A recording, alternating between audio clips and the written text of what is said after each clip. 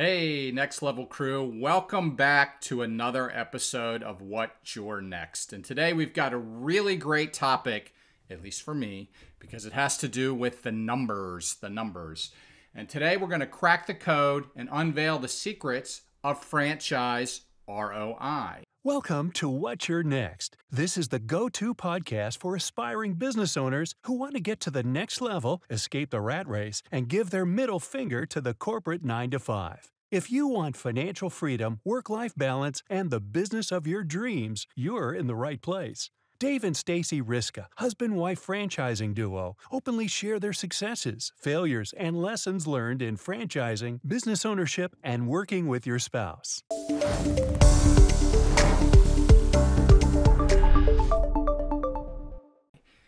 What's important about this to you as a potential franchisee or existing franchisee is ROI is one of the really important concepts to understand about when you're evaluating the FDD and deciding whether or not this franchise you're looking at is going to give you a adequate ROI, which is return on investment for what you've put into that franchise.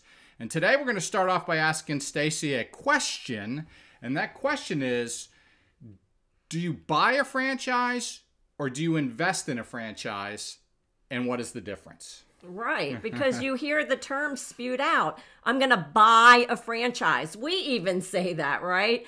But here's the thing. This is my opinion. This is more of a mindset shift because you buy things. You buy a pack of gum. You buy a cup of coffee. You buy soda. These are things. And that's a lot different than buying a business, because a business is both tangible and intangible, but it's really an investment. You are putting in a set amount of money with the idea, the hope, and the dream that at the other side, you're getting a return on that investment. So I'd really like to think of it as investing in yourself and investing in your business. So absolutely. And to add to that a little bit, the important thing to understand about an investment versus buying something is that you need to evaluate when you're investing the return on that and whether or not what you're going to get from that investment would be better than what you could do with your money elsewhere. Right. So that's really what we're trying to understand here is what is my return on investment if I were to acquire a certain franchise. So Stacy, speak about the costs that would be involved in determining what ROI is for a franchisee. Right. So as you're evaluating ROI, you need to know the costs. What is it going to cost to get into the business?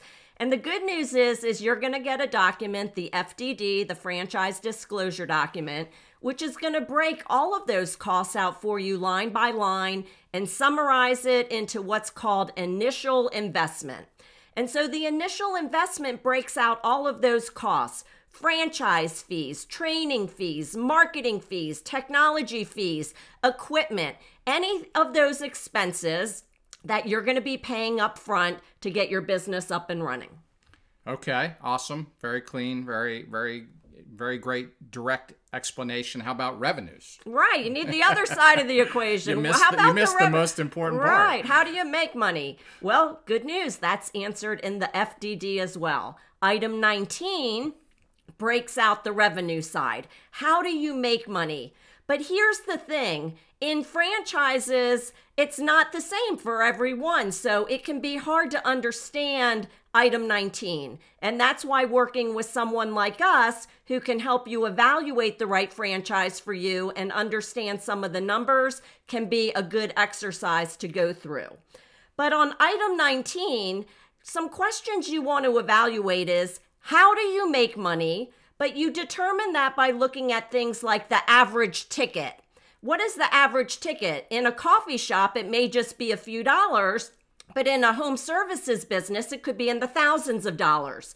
And then from there, you can figure out, well, how many average tickets do I need to make the number of sales to pay off all of my expenses and get that return on investment at the end of the day? Absolutely. Very cool. And if you go to our website, we provide you with a free ROI calculator, which actually breaks out exactly what Stacy was just saying, revenues.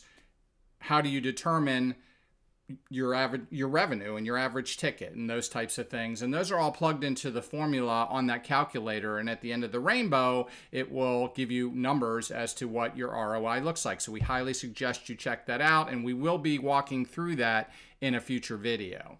So with that, Stacy, are there any misconceptions or tips you'd like to share in addition to what we've already shared here regarding ROI? Yeah, I think it's important to know that success in a franchise is not guaranteed. So you need to do your due diligence and really understand the numbers, because they're going to vary based on your location and so many other factors. The good news is you can get answers to a lot of those concerns or questions you have by doing your due diligence, and you will have the opportunity to speak to as many franchisees as you want. They're all listed in the FDD, and you're welcome to reach out and ask them questions. Here's the thing. When you're evaluating a franchise, there's one question that the franchisor is not going to be able to answer for you. And that is, how much money can you make?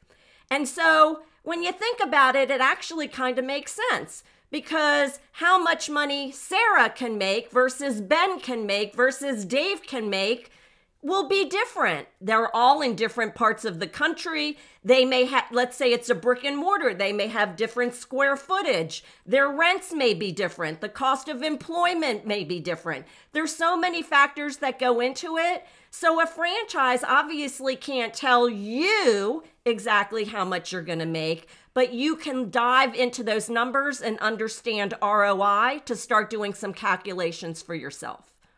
So did you want to give an example, maybe walk through what you might see in an FDD and how those numbers might translate into the actual definition of ROI? Okay, let's try and go through a simple example from a non-numbers person. All right, so let's say you're going to invest in a coffee franchise. And you know that in general, in item 7 of the FDD, it breaks out, it's going to be an initial investment of about $100,000. You got a $30,000 franchise fee and $70,000 of other costs. So $100,000 all in to get your coffee shop up and running. That's the investment side. What about the revenue side? Okay, so you've looked at item 19, you've talked to other franchises, you know what the average ticket is, and you've determined that you're going to be able to make about $150,000 in annual sales in your coffee shop, year one, $150,000. But from that $150,000, you have to take out all of your operating expenses, your rent, your utilities, your payroll, restocking your inventory. So let's say that those expenses are $100,000. So you have $150,000 in revenue minus $100 in operating expenses, $50,000. Simple, right? You with me, Dave? I got it. Even Dave gets it. Even All I right. get it. Okay. So let's put these numbers into the formula for how you calculate ROI. The formula for ROI is net profit divided by initial investment times 100. So in our very simple example, our net profit at the end of year one was $50,000. Our initial investment was $100,000. So $50,000 divided by $100,000 times 100 equals 50%. So you have a 50% ROI. Right. So Stacy, that's a great example, a simple example of ROI. There's a bit more to it. We will get to that more when we go through our calculator. The big thing is that when you're evaluating this, and they do this in the FDD, is that they'll give you an ROI figure, and you really need to make sure that is truly the net ROI. Sometimes they will include interest expense in that. Sometimes they will not. Sometimes it will include taxes. Sometimes it will not. So just make sure when you're looking at the number that you're really looking for the net. What am I going to get out of this every single year? Net of everything. And that is the number you divide into the initial investment. Mm-hmm. Now, what's a little bit more complicated about it in Stacy's formula is that if you invested $100,000 and you made $50,000 in year one and $50,000 in year two, you've made $100,000. Well, you haven't really gotten a return on your investment. Understand the math? Tell us, Dave. $100,000, I put in 100, I got back 100. Did I make any money on that? Absolutely not. It's a net zero at that point. So there is the break-even ROI, which is the number of years it takes you to get your initial investment back. And then after that is when you start to see your real ROI. So in this case, in year 3, year 4, year 5, year 6, and this will average out over the length that you own your franchise. And that number could be 20, 25% over a long period of time. So just be conscious of, it's nice to know how quickly you're going to recover your money. That's one part of ROI. The other part of ROI is evaluating, hey, if I'm going to invest in a franchise and I'm going to get my money back in 2 years, I haven't really made any money yet, but that doesn't mean that there's no ROI, because if I keep that for 10 years, that's when I'm really going to start to see that money come back to me. I would be making 33, 50% a year, something like that in those years based on Stacy's formula. And then over time, you do the average over that period of time, and that's your net ROI for that period of time. So it's a little bit more complicated and it's a little bit more involved. For the purposes of evaluating your franchise, we gave you a simple example today of ROI, what it is, what it means, and how you should be really looking at this when you're evaluating a franchise. So any last words before we close out this episode today, Stace? Yeah, I would say keep it simple. If you're just starting to learn about and explore franchises and wondering how you calculate ROI, think of it as building your financial statement.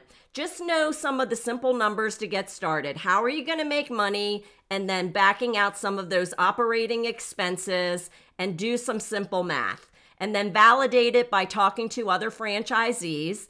And as we get further along in this series, Dave is going to share with you an ROI calculator that we have so you can plug in these numbers and really start diving a lot deeper. Awesome. So let's close out this episode. Thank you for joining us for another episode of What's Your Next. We really appreciate you being here with us. Hopefully you've got some value out of what we've covered today. No pun intended. And we would appreciate if you would like, subscribe, hit the thumbs up button, and we will catch you on the next episode of What's Your Next.